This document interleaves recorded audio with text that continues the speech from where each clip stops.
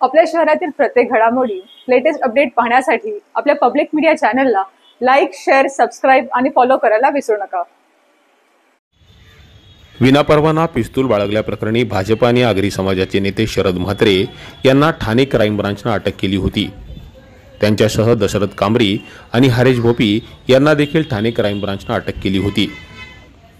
या सगळ्यांना उल्हासनगरच्या न्यायालयाने सुरुवातीला पोलीस कोठडी सुनावली होती। पोलीस कोठडी संपल्यानंतर त्यांना पुन्हा न्यायालयात हजर करण्यात आलं।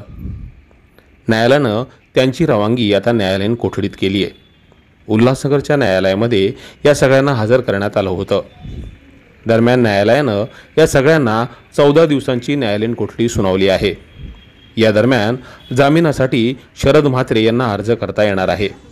शरद म्हात्रे यांना ठाणे क्राईम ब्रांचनं विनापरवाना पिस्तूल बाळगल्याप्रकरणी अटक केल्यानंतर बदलापूर शहरात मोठी खळबळ उडाली होती। या प्रकरणात त्यांना अडकवण्यात आल्याची चर्चा शहरात लगेच सुरू झाली होती। मात्र ठाणे क्राईम ब्रांचकडून या सगळ्या प्रकरणाची सखोल चौकशी सुरू असून लवकरच या प्रकरणातील सत्य बाहेर येणार आहे। मात्र सध्या तरी शरद म्हात्रे यांना न्यायालयीन कोठडीतून बाहेर येण्यासाठी वाट पाहावी लागणार आहे। Public media, Badlapur.